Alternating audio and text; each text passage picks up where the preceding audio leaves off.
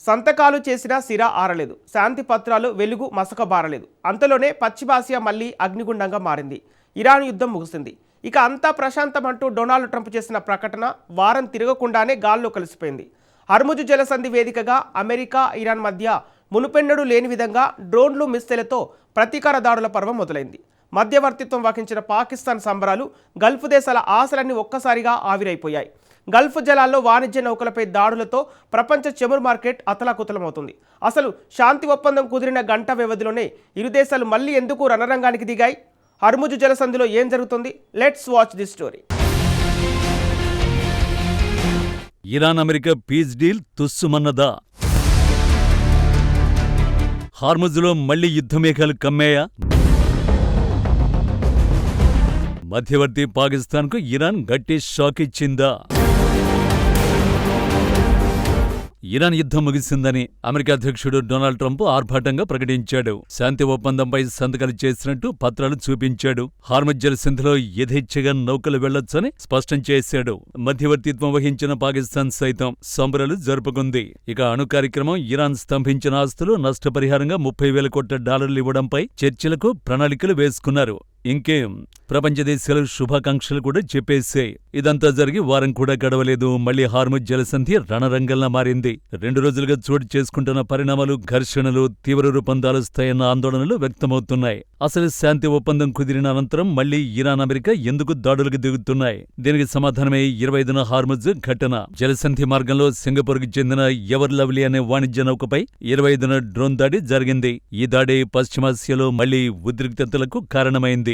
అయితే ఆ దాడిలోనూ ఎలాంటి ప్రాణనష్టం జరగలేదు. కానీ దీనికి ప్రతీకార చర్యగా 26న ఇరాన్లోని దక్షిణ పోర్ట్ సిటీ సిరిక్ సమీపంలోని సైనిక స్థావరాలపై అమెరికా దాడులకు దిగింది. అయితే ఇరాన్ కూడా వెనక్కి తగ్గలేదు. వెస్ట్ ఆసియాలోని అమెరికా సైనిక స్థావరాలపై ప్రతీకార దాడులకు దిగింది. 27న ఎంటీ కిక్కు అనే నౌకపై ఇరాన్ మళ్లీ దాడి చేసింది. వెంటనే అమెరికా మరో విడత వైమానిక దాడులకు దిగింది. ఇరు దేశాల పరస్పర దాడులతో వాషింగ్టన్, తెహరాన్ మధ్య కుదిరిన కాల్పుల విరమణ ఒప్పందం మళ్లీ ప్రమాదంలో పడింది. అయితే ఇరాన్ కాల్పుల విరమణ ఒప్పందాన్ని ఉల్లంఘించినందుకే ఆ దేశానికి చెందిన క్షిపణులు, డ్రోన్ కేంద్రాలపై దాడులు చేశామని ట్రంప్ తెలిపాడు. ఇరాన్ ఇలాగే దాడులు కొనసాగిస్తే అమెరికా కూడా గట్టిగానే సమాధానమిస్తుందని ట్రంప్ హెచ్చరించాడు. అధ్యక్షుడు డొనాల్డ్ ట్రంప్ తన తాజా సైనిక చర్యను సమర్థించుకున్నారు. మరోవైపు పశ్చిమాసియాలోని అమెరికా సైన్యానికి చెందిన పలు స్థావరాలపై దాడులు చేసినట్లు ఇరాన్ రివల్యూషనరీ గార్డ్స్ ప్రకటించింది. అయితే ఈ దాడులు ఎక్కడ జరిగాయనేది వారు స్పష్టం చేయలేదు.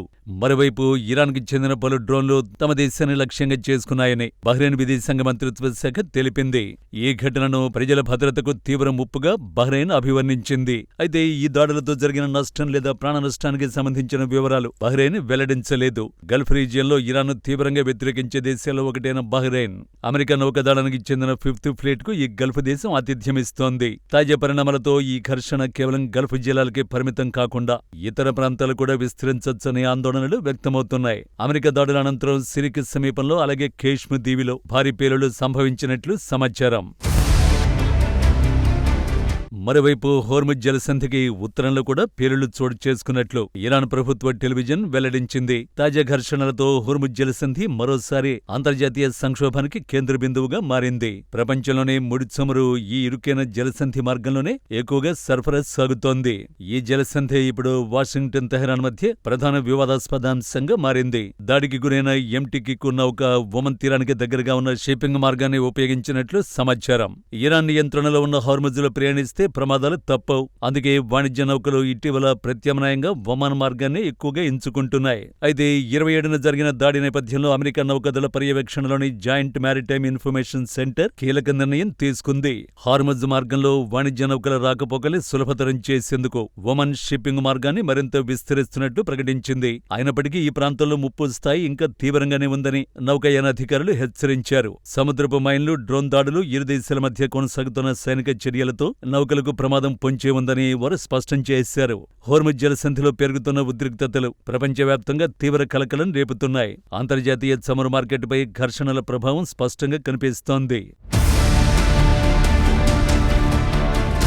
ఇరు దేశాల మధ్య దాడులు ప్రతి దాడులు మొదలైన గంటల వ్యవధిలోనే అంతర్జాతీయ మార్కెట్లో ముడి చమురు ధరలు ఒక్కసారిగా ఆకాశాన్ని తాకాయి. బ్రెంట్ క్రూడ్ ధర రికార్డు స్థాయిలో పెరిగింది. ఈ హార్మజ్ మార్గంలోనే ప్రపంచ చమురు సరఫరాలో దాదాపు 20% ఎగుమతవుతోంది. ఈ మార్గంలో రవాణా నిలిచిపోతే ప్రపంచ ఆర్థిక వ్యవస్థ కుప్పకూలుతుందనే భయాలు వ్యక్తమవుతున్నాయి. తాజా దాడులపై చైనా, రష్యా సైతం రంగంలోకి దిగాయి. ఏకపక్ష దాడులతో పశ్చిమాసియాను రణరంగంగా మార్చొద్దని అమెరికాను హెచ్చరించాయి. అయితే మధ్యవర్తిత్వం వహించి ఒప్పందం కుదిర్చిన పాకిస్తాన్కు ఈ పరిణామాలు పెద్ద ఎదురుదెబ్బగా మారాయి. వారం రోజుల క్రితం సాధించిన దౌత్య విజయం ఇప్పుడు చేతులోంచి జారిపోతుండటంతో ఇస్లామాబాద్ తీవ్ర నిరాశలో మునిగిపోయింది. ఇరు పక్షాలతో మళ్లీ చర్చలు జరిపేందుకు పాక్ విదేశాంగ శాఖ తీవ్ర ప్రయత్నాలు చేస్తోంది. కానీ క్షేత్రస్థాయిలో పరిస్థితి చూస్తుంటే శాంతి చర్చల కంటే యుద్ధ మేఘాలే ఎక్కువగా కమ్ముకుంటున్నాయి. ఇరాన్ అంతర్గతంగా కూడా ఈ దాడుల ప్రభావం తీవ్రంగా చూపిస్తోంది. అమెరికా వైమానిక దాడుల నేపథ్యంలో ఇరాన్ రాజధాని తెహ్రాన్తో పాటు ప్రధాన నగరాల్లో హై అలర్ట్ ప్రకటించారు. ఇరాన్ వైమానిక రక్షణ వ్యవస్థల్ని పూర్తి స్థాయిలో రంగంలోకి దించారు. అమెరికా తమ సైనిక స్థావరాలను లక్ష్యంగా చేసుకుంటే అమెరికా మిత్ర దేశాలు ఇజ్రాయెల్, సౌదీ లక్ష్యంగా దాడులు తప్పవని ఇరాన్ సైనిక కమాండర్లు హెచ్చరిస్తున్నారు.